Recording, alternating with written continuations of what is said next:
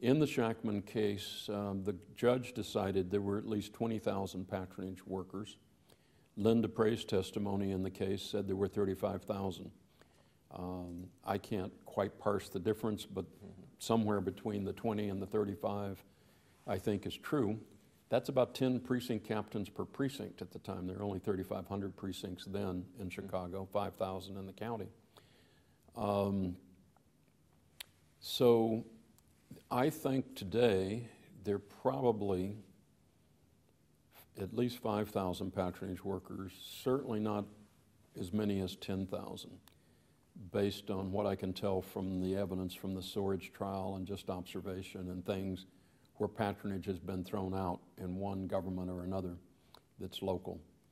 So the Shackman decree has eroded the power of patronage, and the later decision, just last year, of the Swords case is going to speed up that because it's going to make people less willing to undertake patronage. What the difference between Richard J. and Richard M. is Richard J.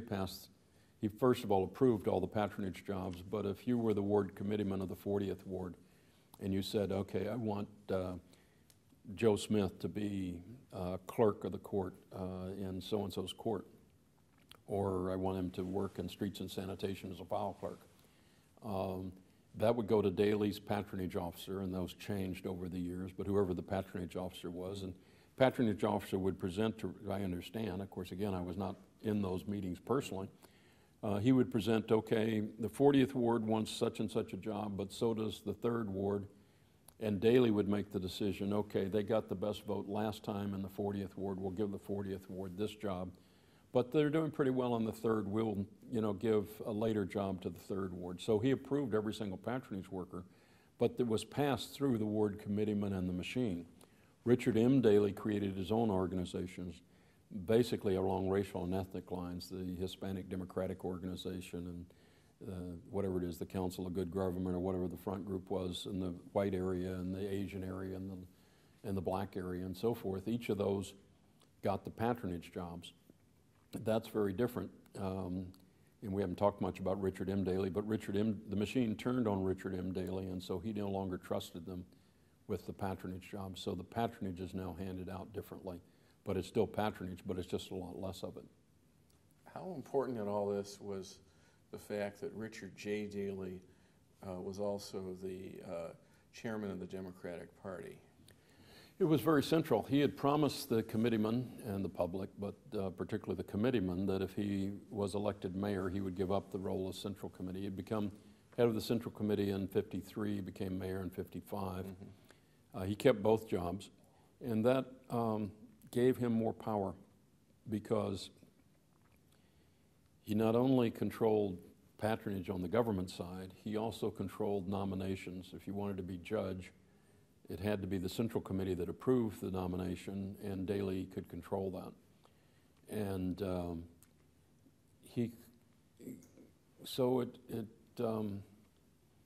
that extra power he saw as a way of getting the power he thought he needed to run the city. And as I remember, that was an innovation. He brought those two back together under his own Yes, it had been split in every other administration other than the Kelly Nash machine, when Nash was no longer head of the party for a brief period. I think Kelly was, but that was a happenstance. All of the previous occasions, the mayor and the head of the party had been different. Now, one of your innovations as alderman was you actually had community forums that would guide you in the votes that you took. Where did that idea come from? How did it work? Well, it was partly based on, the reason I ran for alderman was to enlarge the notion of citizen participation. Other people like Bill Singer had been perfectly good on offering liberal legislation. So there was no need for me to be alderman, it added an extra voice and weight to all of that, but it wasn't unique. I come out of growing up just like Daley, I come out of the 60s period. And the 60s period was all power to the people as a slogan. Very participatory events like marches and demonstrations. So in things like student government and stuff that I'd had any experience with before getting into adult politics. So I was interested in expanding as far as possible the boundaries. I did not even at the time know of the Athenian example of the assembly, so I just, it was in the air. Independent invention. Yeah, it comes out of what was sort of in the air at the time, and even though I didn't then know the specific histories that I could have drawn on, I didn't, but it is sort of known by osmosis, not by looking it up or scholarship. And so we sort of took what we had experimented with in IPO, Independent Precinct Organization. Our rule then was if you paid dues and worked in the elections with the organization, then you had a right to be part of the group that voted on endorsing the candidates. That is, the officers of the organization, such as myself, didn't name the candidates. The candidates came before all of the members. There was a full discussion, then there was a vote, and it required a special percentage of the vote to decide endorsements. And so we essentially transferred that to government and said, okay, we will elect delegates from every precinct and allow community organizations to appoint delegates. The people had to represent at least 25 people. And so this group of about 200 would meet with me monthly. And my staff would work with committees of the group, and they would bring forward the issues, whatever they were. And the group could bind my vote in city council by a 2/3 vote after discussion, with the exception of human rights issues, and those just never really occurred.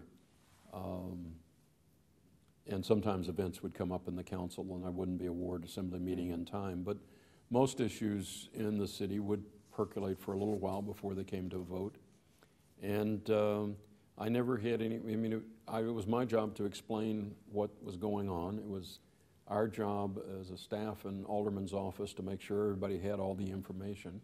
And they simply processed it, and in taking a normal vote of normal people, there were pretty clear answers, and it worked well.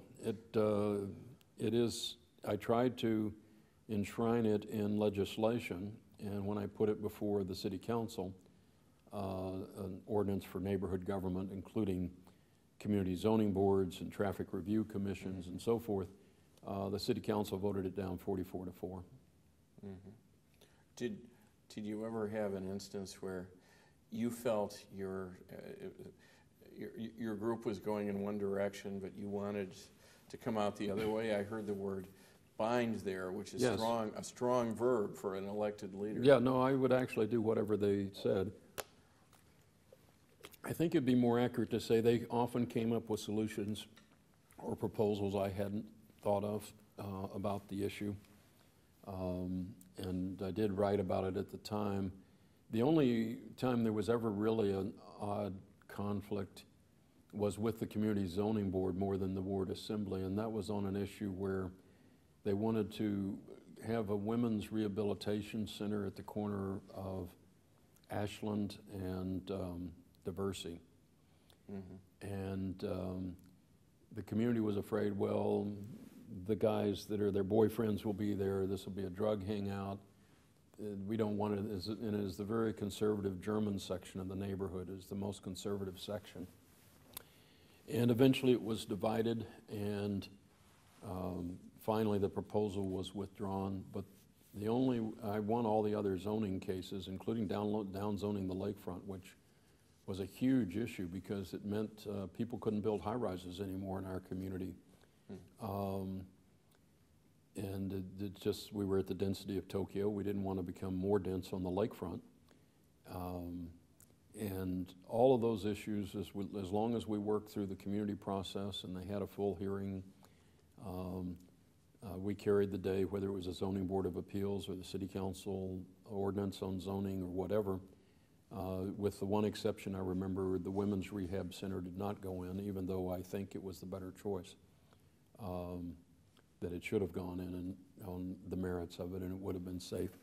But it was eventually unraveled because of the community opposition. It never quite went to a full vote downtown, but that's the only one I think of, and that really had to do about zoning in one section of the community, not a broad issue like discrimination or budget issues.